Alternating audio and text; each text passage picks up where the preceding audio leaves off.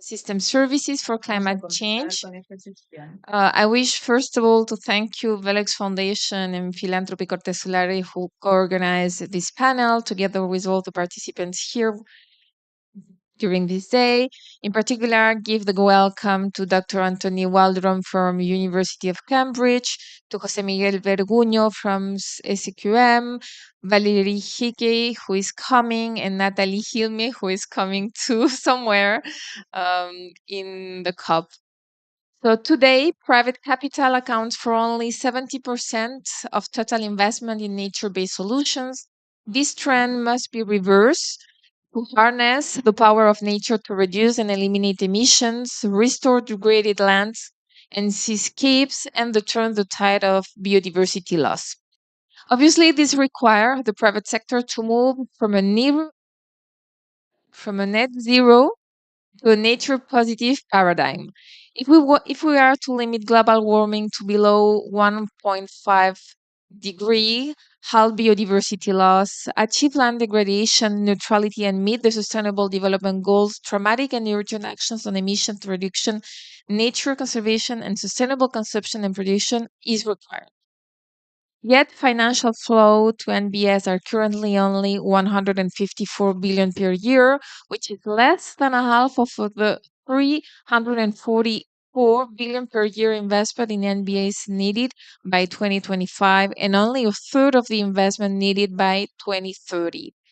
Addressing climate change, biodiversity loss, and land degradation with immediate action requires current global investment to increase by 200 billion each year until 2025. The science has never been clearer.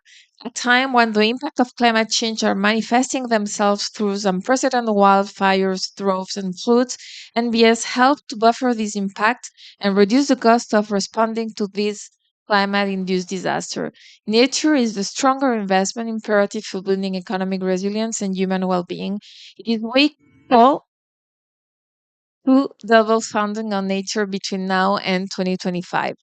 So this panel aimed to discuss the importance of valuing marine and terrestrial ecosystem services as a necessary condition for moving toward a significant increase in investment in base nature solution for climate change. So I wish to give the floor, first of all, to the Dr. Anthony Waldron, professor of Cambridge University, please. Thank you very much. Yes, my name is Anthony. I sit in a place called the David Attenborough Building on the top of Cambridge University. This is an after lunch session. It's going to be full of heavy things, such as mathematical value transfer functions and deep finance, which is very heavy for after lunch. So I thought I'd start with something a little bit different.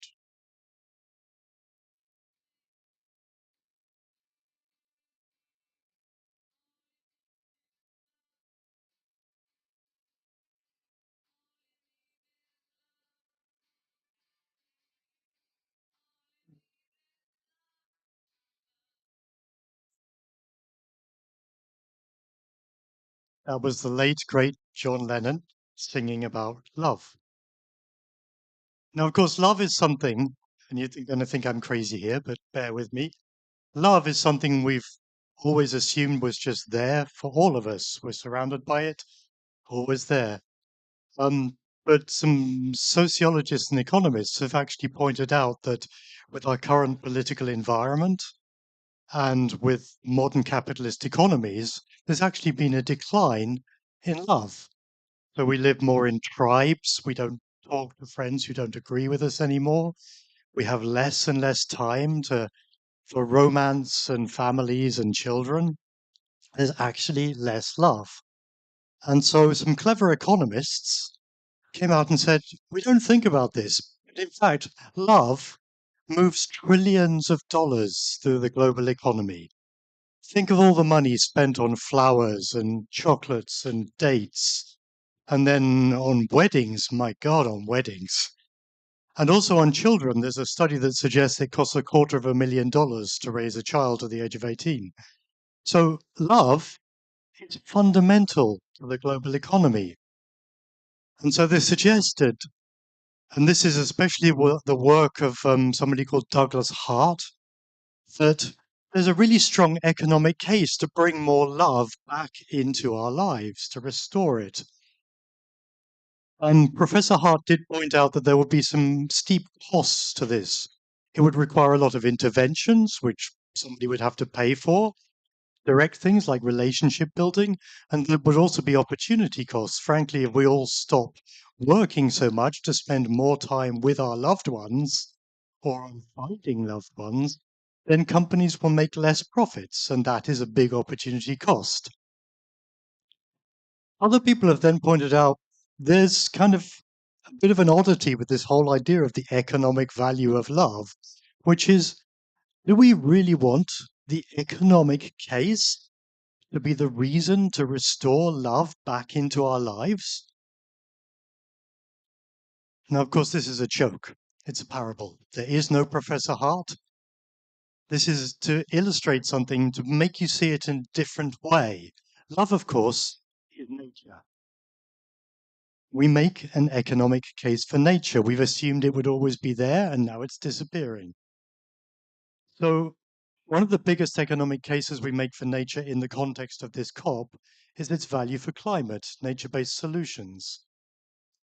And in fact, I was part of a report written by the UN that pointed out that nature-based solutions could remove 15 billion tons of CO2, which is almost half of what we produce today, every year.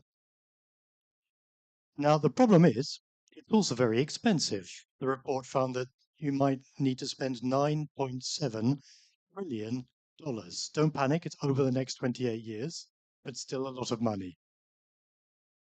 And there is a strong economic case, but the problem is there isn't really a strong business case that's been made yet. So an individual could not take all of the costs because the benefits of either love or nature go to everybody. So if everybody gets the benefits, but only a few people pay the costs, those few people rapidly go out of business. And that is one of the biggest problems. So the economic case, rather than, as if you like, the investment case, makes sense to what I like to call the overlords and the aggregators. So these essentially are politicians, our governments, our investment banks. They look at the big picture. And I'll give you an example. I led a report on the economic costs and consequences of the 30 by 30 target to essentially conserve 30% of the planet for nature.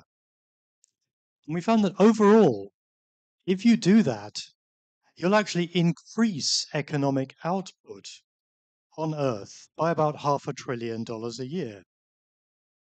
Now, that sounds great from a level of government, but it works because the industries that nature drives, we're talking about things like ecotourism and carbon markets, would make more money, but other industries would make less money. In overall balance, at the level of a national economy, you end up with more. But that is of absolutely no comfort to an industry that has lost money because of it, and they will lobby governments hard not to do it. Similarly, I participated in a study with the IMF, where we found that investing in green solutions, this is clean energy and biodiversity nature conservation, generates more GDP growth than the brown alternatives. Great for government. Governments care about GDP. To the industries involved in producing the brown alternative, it's not a happy story. They will fight it. So individual companies and investors often don't have a good reason. High-level aggregators do. Now, there's another problem. In the UN report about nature-based services, there's essentially two ways that nature can really help. One is you conserve, especially something like forests. In fact, if you conserve a forest, that's incredibly cost efficient. It costs you maybe $4 or $5 per ton of CO2. abated. Or you can take something that's already been destroyed and you can restore it to a forest. Now that costs about 4 times more. Instead of $4 or $5, you're talking $16 to $25 per ton of CO2. Much more expensive. So you would think conserving would be a better economic bet, more efficient, as we like to say as economists, than crashing the place and then building it back. Unfortunately, it's not really attractive. Why? Because when you restore a forest, that's lots of economic activity. You need ecosystem engineers, you need tree planters, you need gardeners, etc., etc. It all generates lots of money and employment. Conserving is just not using something. And not using something generally means to people, where's the economic profit in that? And this is a common problem. So in general, conserving, which is actually not transforming nature for economic production, is one of the most underfunded activities on the planet. I have studied the pattern of underfunding for conservation across the world, and it's worst, sadly, in the countries where the most biodiversity is, often developing nations. I'm not going to name names, but often these countries should be spending between 5 and 10 times more than they currently do to protect nature. But they don't because of this sense that, well, where's the economic value in that? So what happens then? If you remember, conserving nature is far more economically effective and cheaper than transforming anything. But because we don't invest in it, one of the most cost-effective, cheap, and simple ways of solving the climate crisis is also one of the ones that we invest in. As a result, it's disappearing every day. Best solution is disappearing from underneath us every day. There is hope. So we do actually invest in conserving things. We do invest in things that basically mean no change will happen. So raise your hand if you've ever bought an anti-wrinkle cream or been to the gym to try to keep your waistline where it was 10 years ago. A beauty cream, an anti-aging product. This is investing in keeping things exactly as they are. You are investing in conservation of the status quo, and it moves trillions of dollars. Now, the funny thing is, when you spend money on a beauty cream, what we call your return on investment is not financial at all. What you're doing is you feel the value of youth and beauty. These are non-monetary values, and then you turn it into spending money because that is a value that you believe in. So values do move money, and this value drives the market. So I think perhaps the key and most critical question we can ask for nature-based services is how can we make nature conservation more like an anti-aging cream? That's all.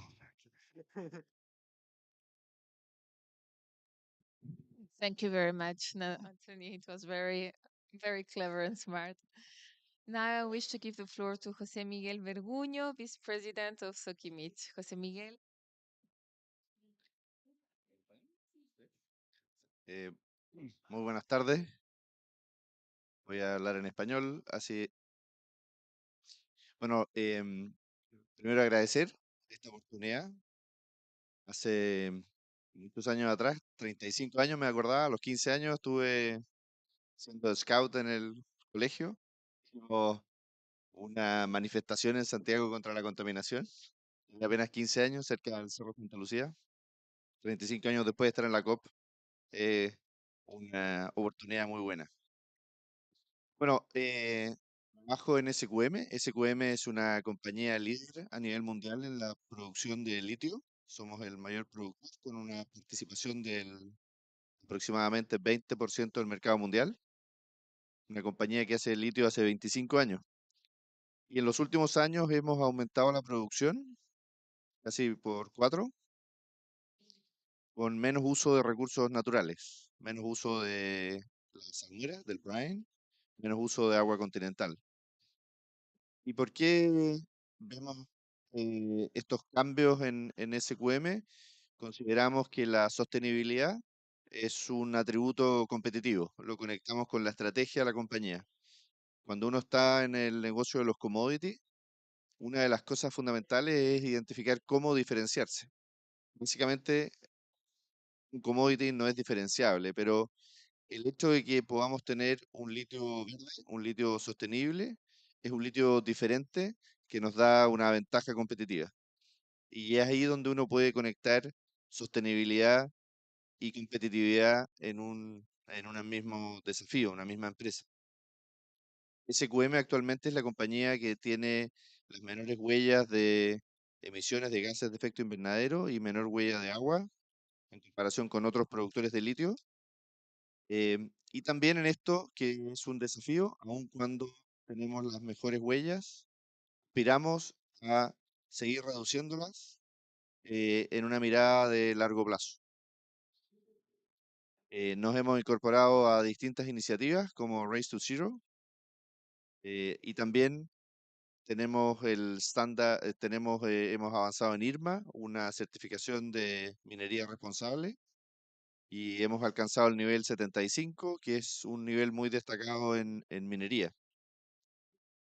Em, lo que nos mueve, lo que nos motiva es que consideramos que para sostener y poder reducir los efectos negativos del cambio climático, el mundo necesita más minería, pero también necesita una mejor minería. La minería presente en nuestro día a día, en las tecnologías que pueden combatir los efectos negativos del cambio climático, pero también la minería, y así lo vemos nosotros, debe reducir sus impactos locales y contribuir a la reducción del impacto global. Hace unos años construimos una visión en SQM orientada a ser el productor de menor impacto, menores huellas, una compañía que produce el litio más sostenible del mundo.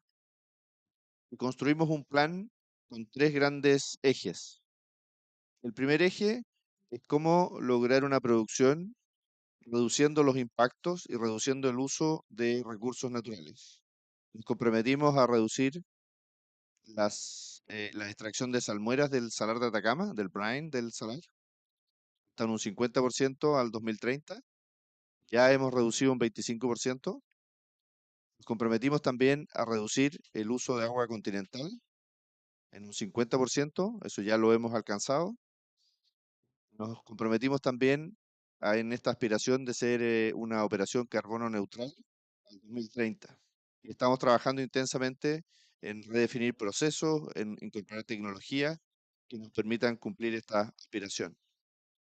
Y eso tiene un efecto local también. Cómo reducir los impactos por consumo de agua, por consumo de salmueras y por emisiones a nivel local. El segundo aspecto de este plan de sostenibilidad, cómo trabajar de manera más horizontal y cercana con las comunidades que están en torno al salar de Atacama.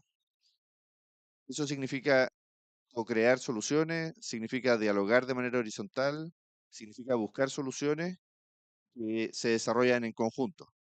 En algunos aspectos puede ser un poco más lento al principio, pero son soluciones que tienen mucho mayor aplicación en el territorio, mucho mayor y mejor em, sustento, y son de verdad soluciones que permiten crear valor y mejorar la calidad de vida de quienes viven en el entorno de nuestras operaciones. Y el tercer punto es que somos parte de cadenas o de industrias esenciales para el desarrollo humano.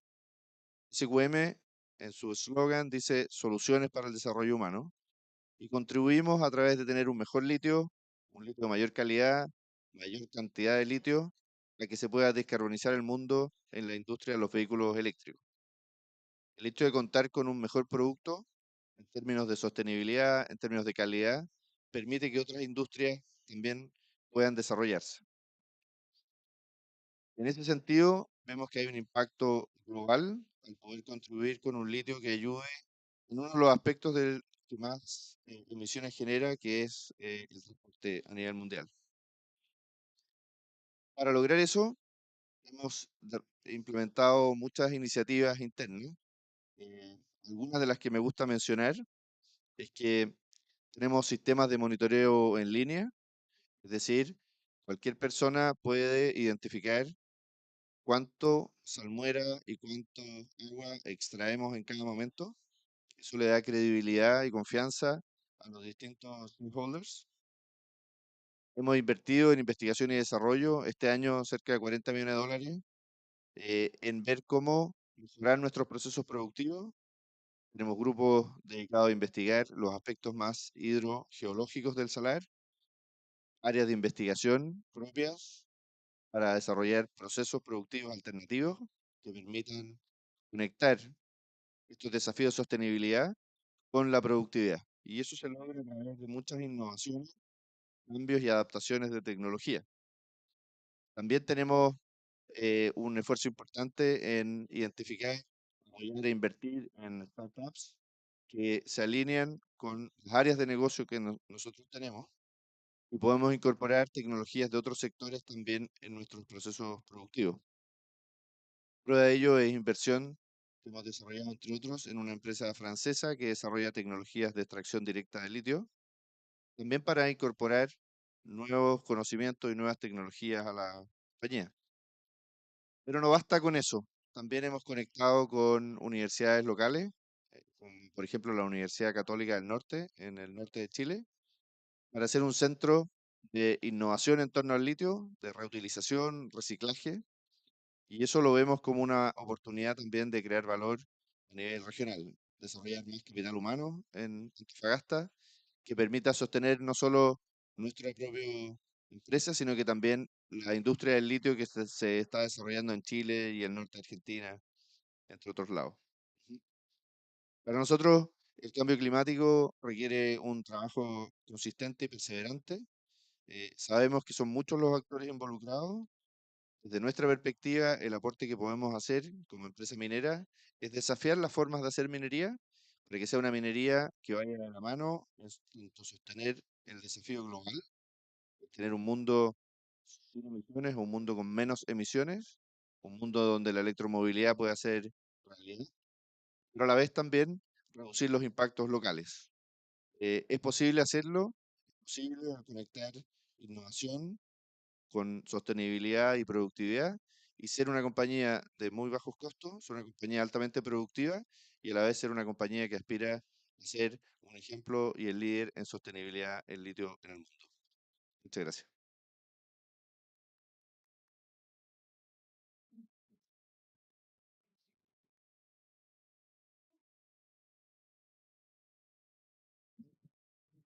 Thank you. Thank you. Thank you so much for your presentation. Thank you. And the next presentation is by Patricia Morales. She's the CEO of the Mary Foundation and Philanthropia Cortes Solare. Thank you very much, Natalie. So I think I have it's here. She has a PowerPoint presentation. I'm going to use some slides, but it doesn't work.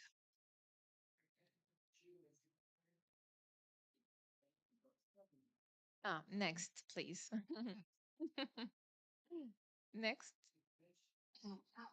and next. So I'm going to talk a little bit about, in particular, about the marine ecosystem services and some of the challenges that we are facing concerning the importance and the necessity of evaluating those marine ecosystem services. Next, please. So we all know that blue carbon is naturally stored in marine and coastal ecosystem, and that this carbon is more efficient than carbon stored on land. To have an idea, a whale could capture around 33 tons of carbon, the equivalent on 1,000 tree. That's a lot, and in general, people do not consider that. And but at the same time, the oceans account for more than 60% of global GDP, mainly due to extractive and highly polluting industries such as agriculture, fishery, port, shipbuilding, and so on. So there is a kind of tension between the need of protect and have another point of view about oceans and the need of maintain the economy and the growth. Next, please. So, as I said, this dominant discourse about the importance of the oceans for the economy doesn't consider or take into account the social, environmental, and economic risk of the extractivist model developed as far. And this is because we haven't valued the marine ecosystem services in that case. So it's an economical problem because if the economies are able to evaluate those marine ecosystem services, the policymaker probably are going to take better solutions. So next, please. So just next, just to explain some of the services that we have from the oceans. First of all, in terms of feeding, they are also climate regulator. They also produce half of the oxygen in the Earth's atmosphere. As I said, they absorb more than 50% of the anthropogenic carbon dioxide emissions into the atmosphere, and they are also key driver of global economy, as I just said. Next. So we have several challenges. One of them is certainly to monitor the impact of human activities on marine and terrestrial ecosystem. Obviously, these presentations are more focused on marine ecosystem because from Marine Foundation, we work mainly in this ecosystem. But at the end of the day, one of the main challenges is to really understand the impact of human activities on both ecosystem. And it means that, secondly, we need to evaluate those ecosystem services and put the science at the heart of the decision maker in order to have a proper institutionality and regulation. Next, please.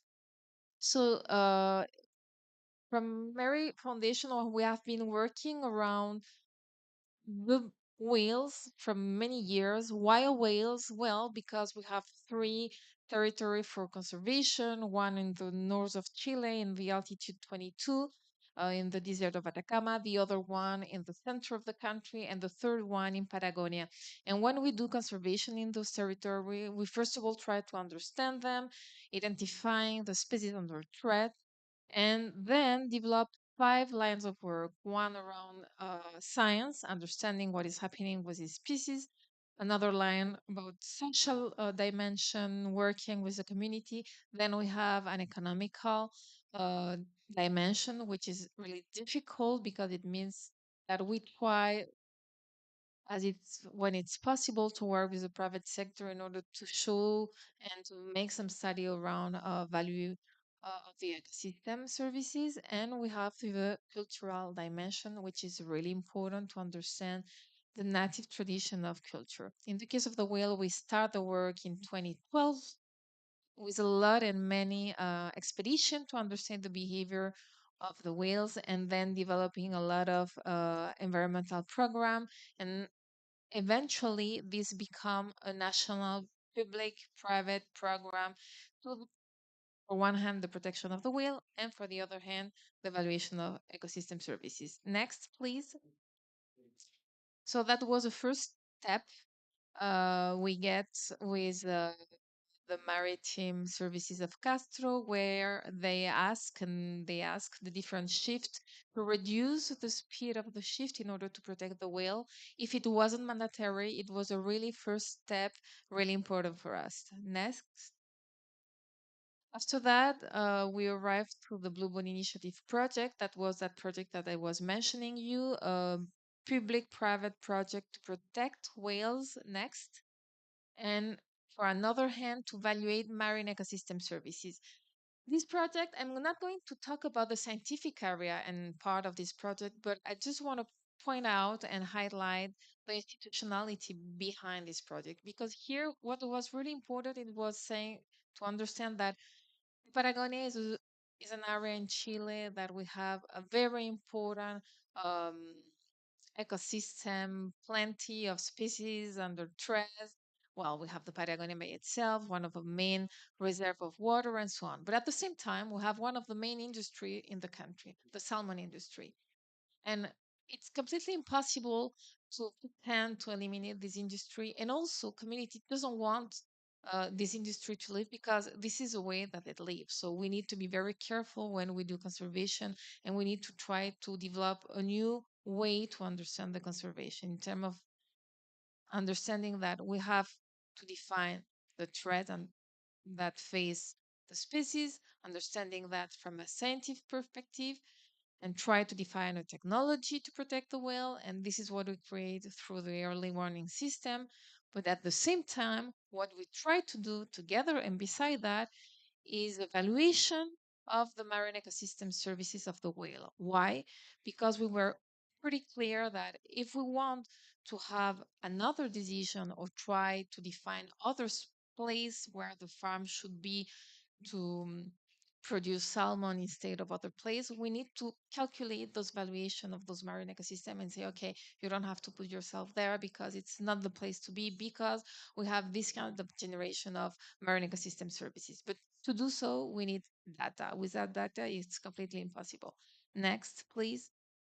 And this is how in 2019, together with the EMF, please, Ralph Shami and other economists from Duke University, we developed this first study that defined that the blue whales located in North Patagonia has a value of $4 million in terms of marine ecosystem services.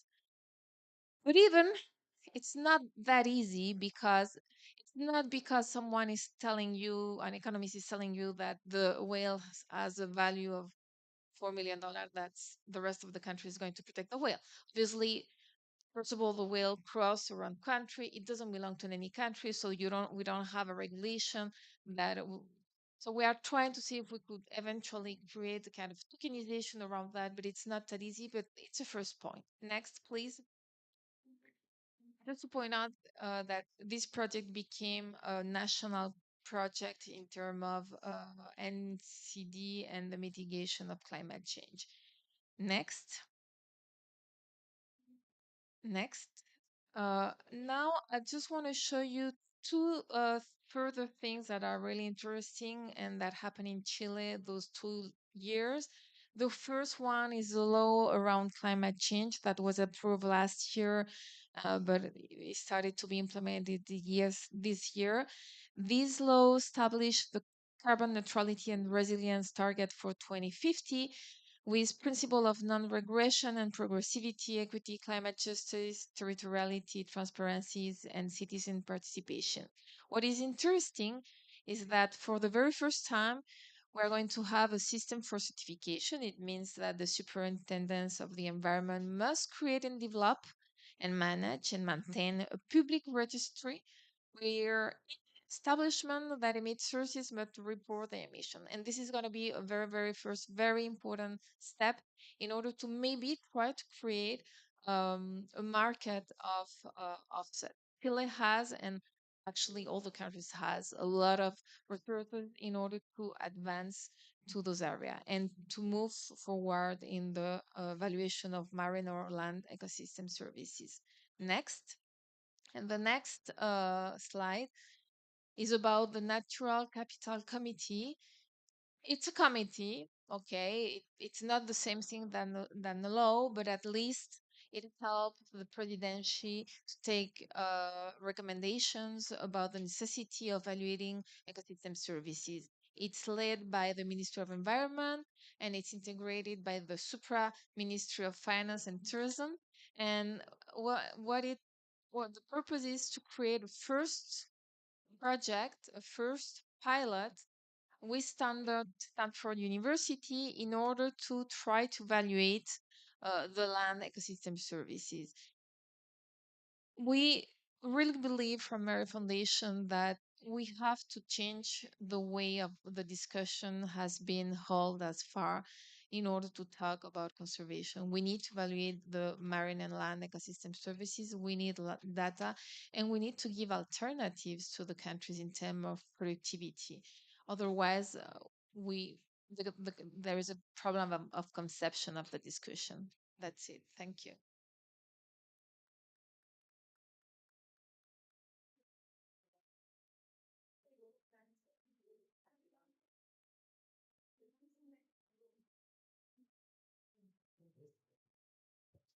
Okay. Oh, thank you, Patricia, for your very interesting presentation. And the next presenter is Dr. Valerie Hickey from the Global Director for the Environment at the World Bank. The floor is yours.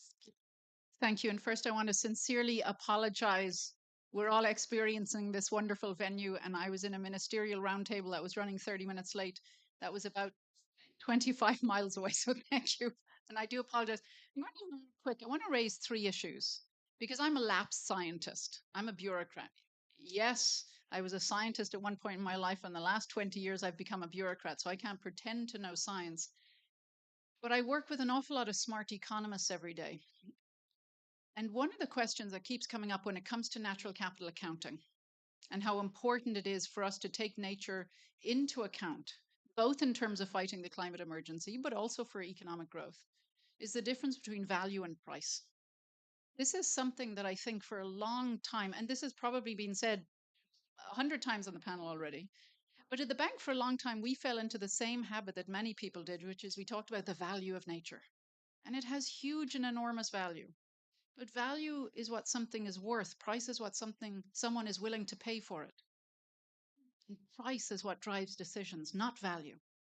And we have to talk about price. And so we've made that movement as a community and within the bank, where we recognize value and we can account for value, but we want to talk about price.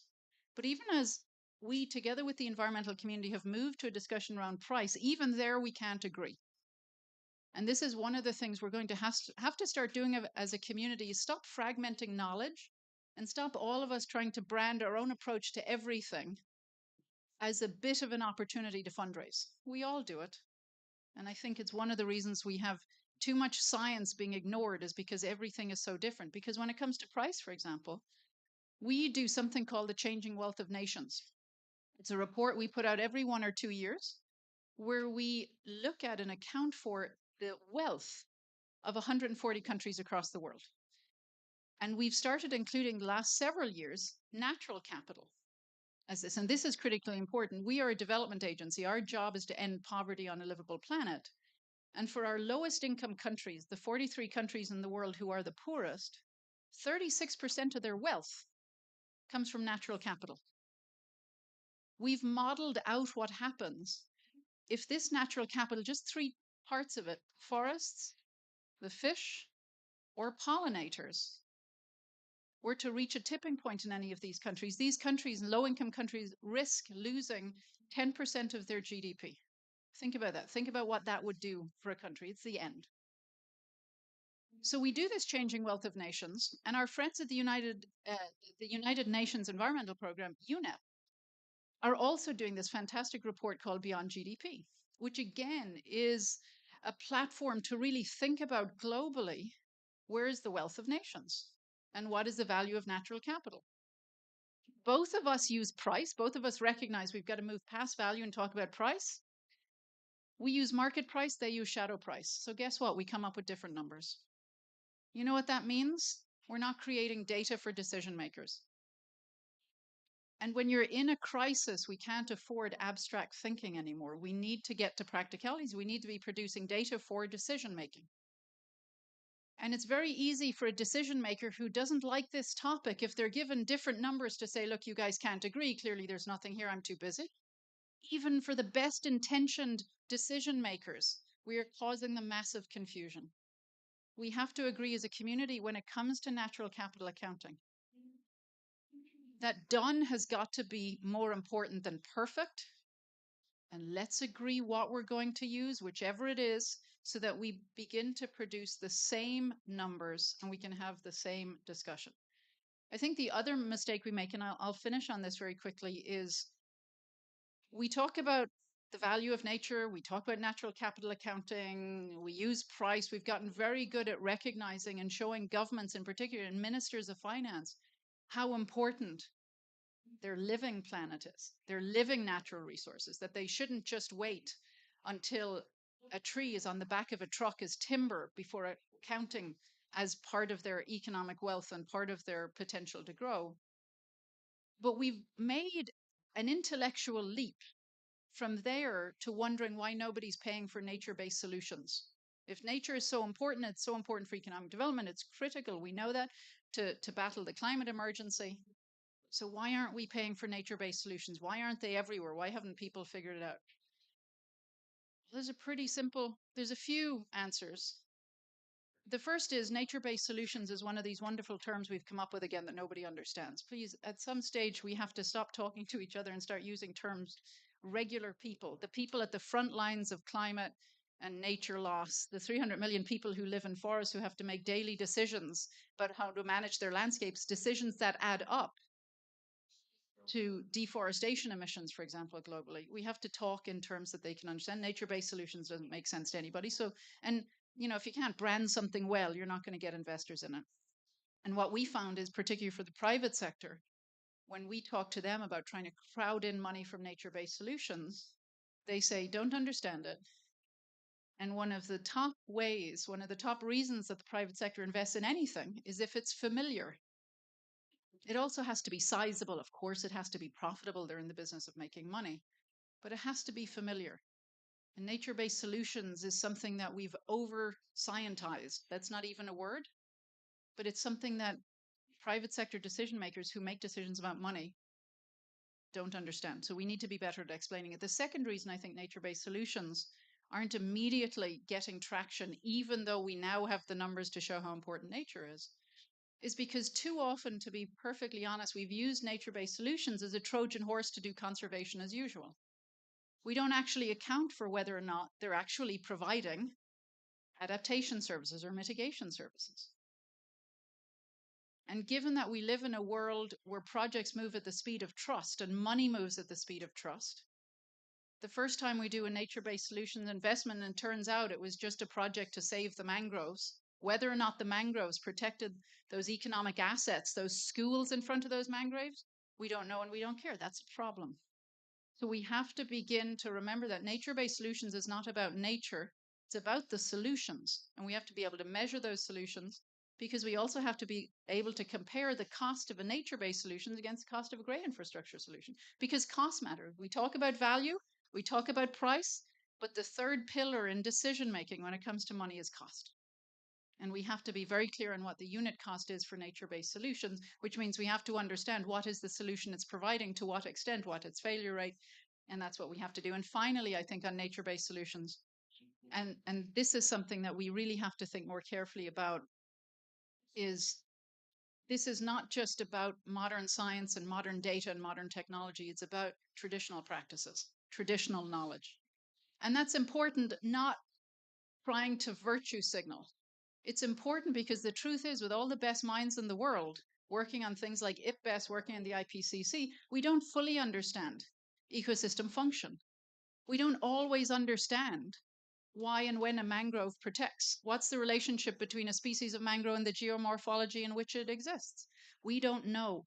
But the people who have lived in particular landscapes and seascapes for millennia have instincts about how nature works that we have to make sure we're taking advantage of. And we're combining that traditional knowledge and those instincts and understanding, intimate understanding of a landscape or a seascape with modern science. So we do provide the best nature-based solution we can that then can attract financing that proves that in fact we do have great value at a good price, at a low cost, that will end up allowing nature not only to be saved from a climate emergency, but in actual fact to be the savior. Thank you.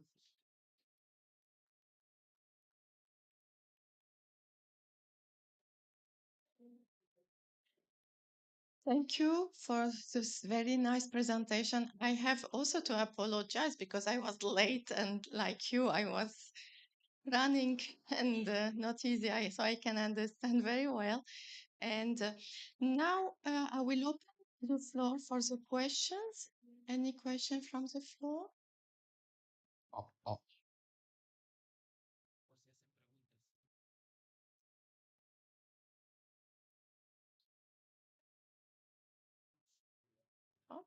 so I have a question for Anthony first, maybe. Nature renders ecosystem services to humanity, but if nature conservation is not profitable, how can we motivate the private investment to go into that conservation? Okay, that is an excellent question, and it's so rather following up on what Valerie's just said. A lot of the work we do on financing conservation is a hidden question. Conservation doesn't receive enough money. How can we get some more? And we'll take anything really just to try and do it. And the latest thing has been governments are not spending enough on public goods. So how can we get private sector to spend more on what's essentially a public good? And as I was saying in the all you need is love thing, the problem is if the benefit goes to everybody, but the cost goes to a few people, those few people will go out of business. It's what we call a free rider problem in economics. Um, However, as I said, can you can equate it to people who use a beauty cream to try and keep things exactly as they are. You are essentially investing money, you're paying money because of values which are non-monetary. The value of youth, the value of beauty drives you to spend money. In a market economy, anything that somebody will pay for has an economic value, what Valerie will call a price. Anything at all. You can get people to cleanse your aura for you, and people will pay money for it. There are many things that some people might think, is that a real thing? But nevertheless, people will pay money. So there's no inherent reason why there shouldn't be a value of nature that the private sector can exploit. I sometimes like to think of cryptocurrencies. There is no inherent value in Bitcoin. It was created as a form of investment. And once people start to believe in it, and this is actually how money works, then it acquires value because the more people who believe in it, the higher the price. And then it becomes worth buying it, hope that you can sell it for more than you bought it. That's trading. So you think, well, if nature could be like Bitcoin, we have Ripple, perhaps the ocean economy could have Wave. Why not? And in fact, there is a new asset class. I recommend you to look up somebody called Douglas Eger, Eger. He's helped create a new asset class in the New York Stock Exchange, where one of the underlying values that drives the price is not financial monetary return on investment. It's the value of the nature. But the idea is if people are willing to pay money for this, if they're willing to buy shares in it, then you create a company and people buy shares in the company because they think that the shares will go up. And that is actually a way of getting investment in. And it has to be something that creative because essentially at the moment, as I said, conservation is often about not doing anything. And most of the economy is based on transforming something into something else, transforming a forest into a food supply, and not transforming is much more difficult to get institutional investors interested in. But there's no reason why there shouldn't be an asset class. People will pay for anything. We just have to basically do the branding, do the marketing to actually turn it into something in the same way that Bitcoin started with this, what on earth is this crazy idea? And suddenly it became one of the most popular ways people try to become millionaires in the world.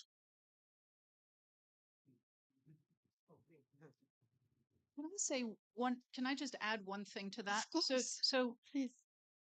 I've heard three ways that private sector are investing in nature that all come down from regulation. And I think we sometimes forget that. At the end of the day, companies want to make money. They want to make money legally. And so they'll invest as much as they have to in order to meet the legal bar. And when you have, for example, in the European Union, market access for agricultural commodities is now predicated on those commodities being declared deforestation free. And so you have entire big trading companies, ag companies, who have to go through their supply chain and are going to have to help governments create traceability systems and be able to prove that all of their beef or all of their soy is coming from areas that were not cut down from natural forest. So market access regulation can mean and means right now that private companies are investing. I was in a panel earlier today with ADM, Archer Daniels Midland, one of the largest agricultural commodity companies in the world, and they've made scope 3 commitments. And in order for them to meet those commitments, they're actually absorbing the cost down their supply chain and down their value chain of farmers having having to transition into regenerative agriculture. And they're absorbing that cost. They're paying for the farmers to do it because for them, that is the only way to reach their scope 3 commitment. You can say, what's a commitment? But nowadays, making commitments and not following through is a real risk. In the US, in the UK, and European markets, our regulators are looking at commitments that are being made. And if those commitments are not being followed up, that is considered a regulatory risk and companies are being fined. And so that's another way companies are actually investing in nature, is to actually meet their own commitments. And then the final way, if I could read I can't read, oh, I can, which is actually some work we've been doing lately with central banks. And we heard from one of the board members of the European Central Bank this morning in another panel talking about the fact that most central banks today recognize that price stability hinges on nature, because they've seen it. They've seen in degraded lands that food prices are going up and vice versa. We did a study with Malaysia Central Bank that showed that 54%, over half of their commercial loan portfolio, was heavily dependent on nature, meaning that the threat of non-performing loans was enormous. If Malaysia's environment suddenly became degraded to the extent that the water was not available for the agriculture was doing, the pollinators were not available, half of the commercial loan portfolio in the country couldn't be paid back. That's financial ruin. So I think the role of regulators, the role of regulation, and the role of companies' own commitments is really helping to move private sector investment. And even where there isn't an immediate captured market. But let's remember, in lots of countries, take Tanzania, they make more foreign exchange from nature-based tourism than they do from gold. And that's nature-based tourism. People are going there to see animals, to see wildlife. If the animals and wildlife aren't there, they're not going. So nature, in fact, can attract financing. And let's not forget the one thing, and then I promise I'll end. The one thing we forget is that there is huge private sector investment globally in nature. We forget that fisheries is a nature economy. Forestry, there's 33 million people employed globally in forestry. There are hundreds of millions and billions of dollars invested in forestry. A lot of it's sustainable. The same in fisheries. So let's not forget there is huge money in nature. So we always have to distinguish again, are we talking about money for conservation or money for nature-based businesses? Because there is a lot of money there. Thank you so much. Can I just add to that? Yeah, it's okay. Yes.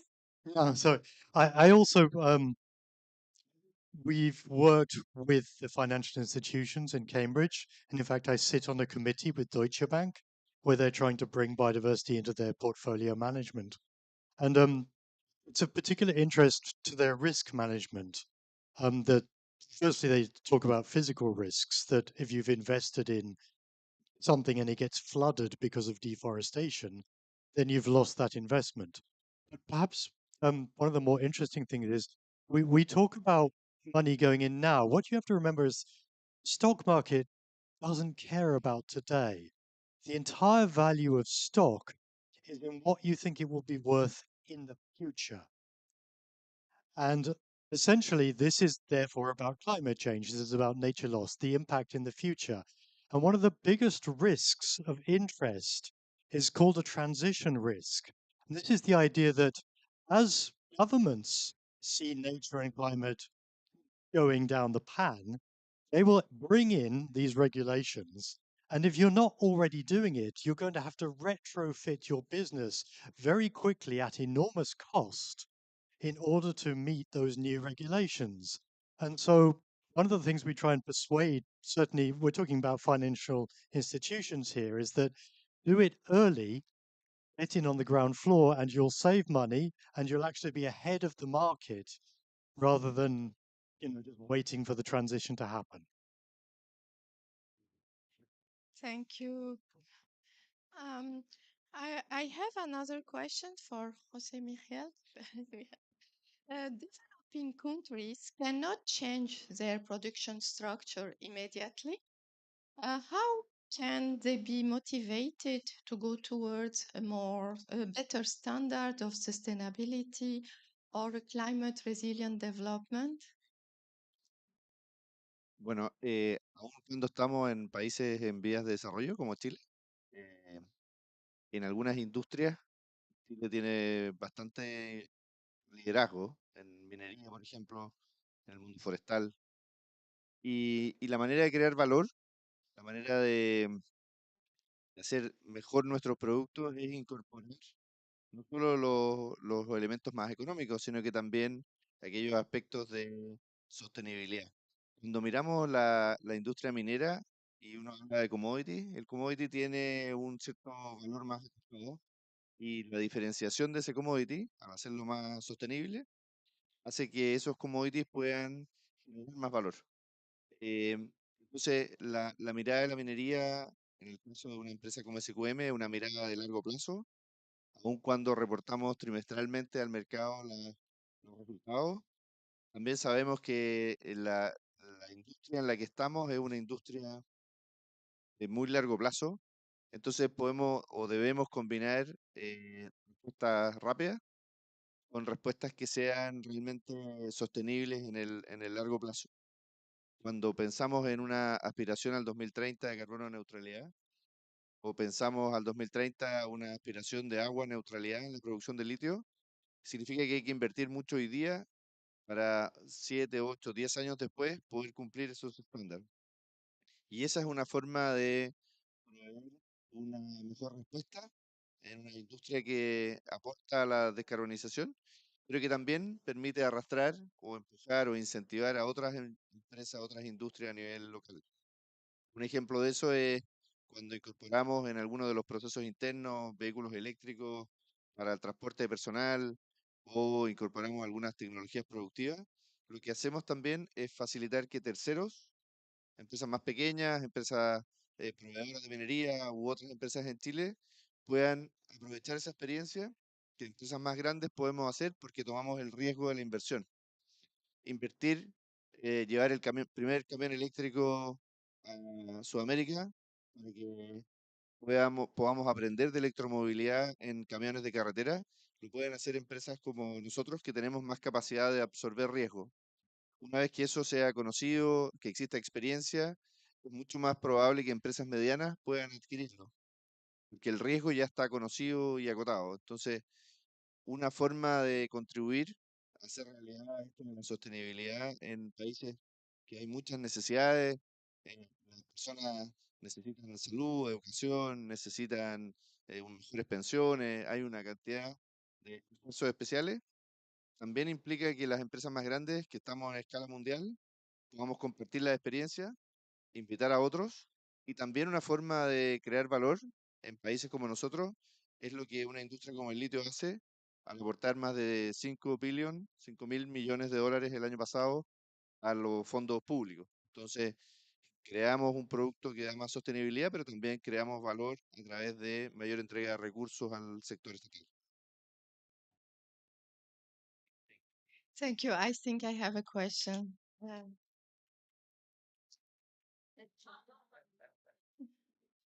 Can we have a microphone, please?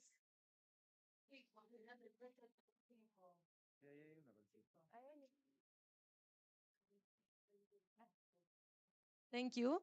Um, I am from an NGO in Argentina, um, and I agree with the idea of the pricing on and its comparison to value.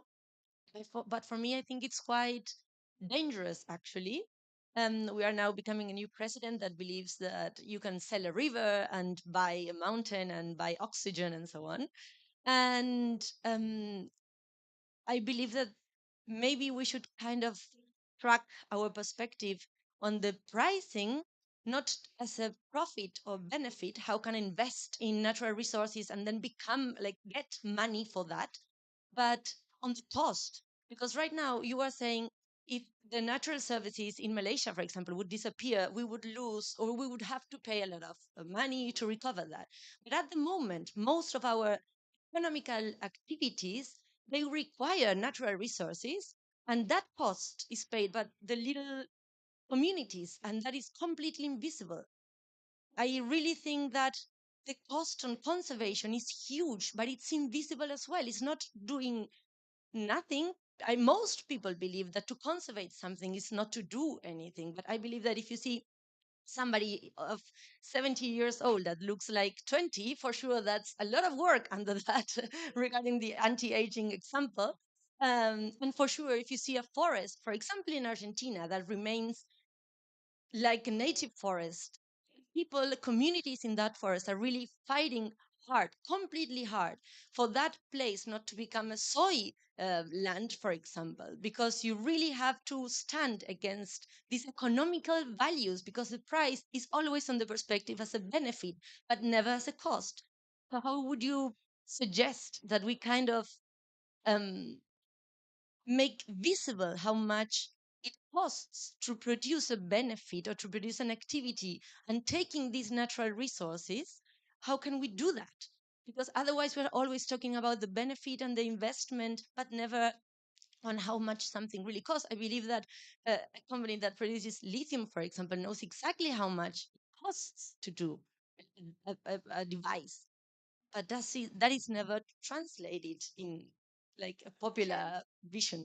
Thank you very much. This is a very interesting question. I just want to point out a start of answer. I was thinking when you were talking about the case of Chile, the Patagonia, the park of the current rewilding park that was belonging before to was named Tompkins Conservation. So Tompkins Conservation was it was a huge park of 4,100 hectares that was by Douglas Tompkins and Chris Tompkins. They sell their actions and their participation in retail, and they buy this land to conserve it in Chile and spend a lot of money for 20 years, maybe more, to conserve that place. With the promise that as soon as he will die, unfortunately, he will give back those land to Chile, to the government. So all the question, and we follow this very closely with our executive president because we also have some part of to do conservation, as I mentioned at the beginning. So we were looking very closely at this process to see what would happen eventually. And what happened is that currently Chile doesn't have any penny to pay the conservation and to keep the same standard that rewilding used to have to conserve that park. And today it's becoming another magnificent and beautiful park, but it's part of all the park that we already have and that we cannot maintain. So I think that maybe we don't know all the costs of the conservation, but we already have enough example. And I only want to say that where I agree with you, unfortunately, and I don't like to, it's not the best, but I mean, it's a criteria of realism is that we need to bring private capitals, bankers to invest in conservation.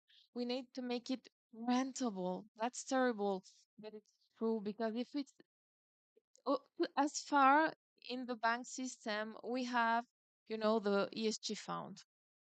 So you have a demand from the private sector to invest in ESG fund. But actually those ESG fund doesn't they are not very conservative, to be truly honest. currently or often at the end of the day, you are investing in new technology, and that's the first stage. That's fine, but it is not a kind of investment that we are talking about. So, if we want to find a way to connect this demand of investor that eventually would be liable to invest in conservation in a project, in a real project of conservation that could be rentable, it means that we could put some KPI and say we are having this kind of objective that are accomplished, and this at the end of the day has an economical value or price in that sense. I think that's what we really need to achieve. Thank you, Patricia. I can add to that from a very direct experience. So um, we do. Essentially, we were asked to analyze before COP15 all the costs and benefits and economic consequences of Target 3, as it then became. And so we did. We said, yes, conservation it's a human activity. People think that we're giving money to nature. We're not. Nature does not have a bank account. Elephants do not have bank accounts. The people who try to protect nature have bank accounts and they need money. It's essentially a form of business. Different business, but it's business. It has costs, it has returns. Returns are sometimes financial, sometimes not. And one thing we showed, for example, is that there are many, many different ways of implementing Target 3, the 30% protection of nature, and each one has a cost and each one has a benefit. Governments do tend to like the cheapest way of getting to an objective, a policy objective. Um, and actually, that's where you have to bring in the benefits, because the cheapest way of getting to 30 by 30 is to conserve the Siberian tundra, the Sahara Desert, and basically everywhere that is of no particular economic value to anybody. There's 30% of the planet right there. Very, very cheap. What are the benefits for nature? Quite small. What are the benefits for the global economy? Also, not very different from the costs. So the ratio of benefits to costs is about the same. So you make no profit. If you conserve areas of high biodiversity, oddly, they tend to be close to people. And so you make more money from them. And you, in a funny way, you make more profit because the costs are higher, yes, but the benefits are even bigger. And therefore, in total, you make a better economic case. Having said that, you need an even bigger picture. Yes, there's an economic benefit. Yes, there's a biodiversity benefit, but you must compare it to what else could happen there. And that's where we always have the problem. Yes, we can conserve and we can make so much money from nature tourism, but what about the other industry that wanted to work there? What about its political muscle? What about the little people who might be great at fishing, but not so great at being English tourist guides? So these are all, big picture things that you have to consider, but we do work on it. So, And just very quickly, part of what you're talking about is how do we internalize externalities? And that's something that we're all working on. We talk in this COP convention about how could you tax fossil fuel companies? And remember, taxing is a way of trying to internalize externalities in a very broad-based, untargeted way. And so that's a conversation we have to have. It is a conversation we're having. It's why I think it's so important that environmental regulation is put into place so that extractive companies or consumptive companies have to make sure that they're doing something right. And if they're not, they get fined and that money goes back into restoration, or ideally that they're not allowed to do it in the first place. I think the second thing, conservation is a cost. And there are places where there's enough of an actual realizable profit that you can get private sector investment. Nature-based tourism being the obvious one everybody talks about. But an awful lot of conservation has to be covered by the public purse. And we live in a world, we have to be realistic, where 70% of 10-year-olds can't read or write because of the COVID education gap. We live in a world where 258 million people are starving to death. We live in a world where countries, many countries, owe more debt or paying more debt, more in service payments on their debt than they can pay for health and education.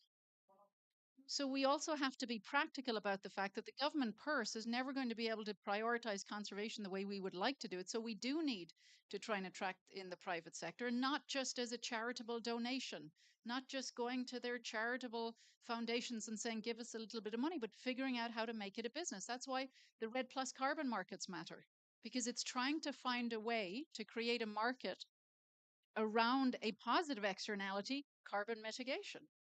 And so I think that's important. And then finally, I think this idea of price versus value, I get it, right? I'm not a philosopher, I'm very practical. And I do think we need to put a price on things in order to be able to attract investment.